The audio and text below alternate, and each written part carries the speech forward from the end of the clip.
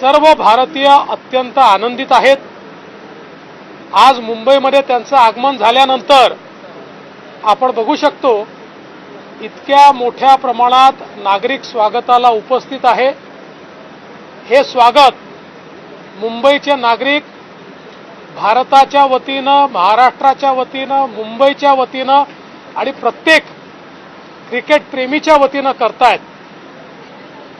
मला या निमित्ताने केवळ आमच्या नागरिकांना एवढीच विनंती करायची आहे की गर्दी मोठ्या प्रमाणात झालेली आहे, उत्साह देखील मोठा आहे, पण या उत्साहामध्ये सर्वांनी त्या ठिकाणी योग्य ती काळजी घेतली पाहिजे। प्रशासन आणि पोलिसांनी योग्य तो बंदोबस्त केलेला आहे, त्याला देखील जनतेने सहकार्य करावं अशा प्रकारची जनतेला मी विनंती देखील करतो। पण खरोखर एक भारतीय म्हणून मला देखील अतिशय आनंद आहे की आमच्या टीमने विश्वचषक जिंकलेला आहे आणि ती विश्वविजेती टीम आज आपल्या मुंबईमध्ये या ठिकाणी आलेली आहे। मी पुन्हा एकदा त्यांचं मनापासून स्वागत करतो। अपेक्षेपेक्षा जास्त गर्दी जी आहे ही झालेली आहे, मोठ्या संख्येने क्रिकेट चाहते आलेले आहेत। पोलिसांना तुम्ही काय निर्देश दिले, कारण का चेंगराचेंगरी अशा घटनांमध्ये पोलिसांच्या मी सातत्याने टचमध्ये आहे। काल देखील ज्यावेळेस टीम येणार हे समजलं त्यावेळेस पोलिसांशी मी स्वतः चर्चा केली। मोठा बंदोबस्त असला पाहिजे, लोक मोठ्या प्रमाणात येतील अशा प्रकारचे निर्देश दिलेले आहेत। त्यानुसार पोलिसांनी तयारी केलेली आहेच। ही गोष्ट देखील खरी आहे की गर्दी ही विक्रमी आहे, कारण लोकांचं प्रेमही विक्रमी आहे आणि म्हणूनच सातत्याने पोलिसांच्या संपर्कात मी आहे आणि सावधगिरी बाळगली गेली पाहिजे अशा प्रकारचं त्या ठिकाणी निर्देश मी स्वतः देखील दिलेले आहेत, माननीय मुख्यमंत्र्यांनी देखील दिलेले आहेत।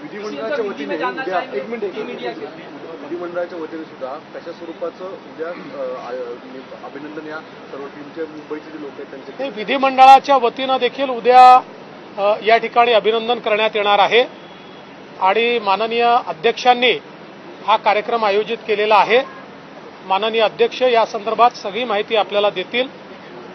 आज जो कार्यक्रम आहे हा पूर्णपणे पब्लिकचा कार्यक्रम आहे, लोकांचा कार्यक्रम आहे। उद्याचा कार्यक्रम हा विधानमंडळाचा कार्यक्रम असेल। विधान परिषदेचा किस तरह से पूरा माहौल?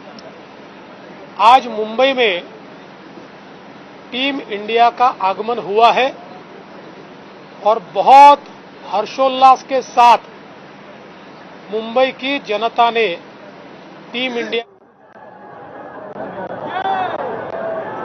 तर उपमुख्यमंत्री देवेंद्र फडणवीस संवाद साधत होते माध्यमांशी आणि त्यांनी देखील या संघाचं अभिनंदन केलं आणि उद्या देखील एक कार्यक्रम ज्याच्यामध्ये मुंबईकर खेळाडूंचा विशेष गौरव होणार आहे। विधान भवनामध्ये अधिवेशन सुरू आहे सध्या आणि त्यावेळी तिकडे देखील तो गौरव होईल।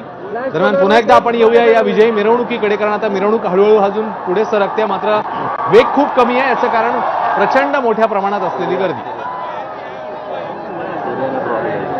रस्त्याच्या दोन्ही बाजूला गर्दी आहे आणि आता हा रथ जिकडून निघालेला त्या मार्गावर देखील पुढे चाहते आपल्याला दिसत आहेत आणि हे खेळाडू देखील चाहत्यांच्या या अभिनंदनाचा स्वीकार करतायत आणि पुढे जात आहेत। वानखेडे स्टेडियमवर ही बस पोहोचेल, तिकडे एक खास गौरव सोहळ्याचं आयोजन करण्यात आलंय। वर्ल्ड कप ट्रॉफीसह ही मिरवणूक निघालेली आहे। नरिमन पॉइंट परिसरात मिरवणूक निघाली आणि आता ही पोहोचली आहे वानखेडेच्या ही जवळ, कदाचित थोडी पोहोचलेली असेल। पुढच्या काही मिनिटांमध्ये ती वानखेडेमध्ये पोहोचणं अपेक्षित आहे। मोठ्या प्रमाणात गर्दी झालेली आहे आणि जसं आपण आता काही राजकीय नेते असतील किंवा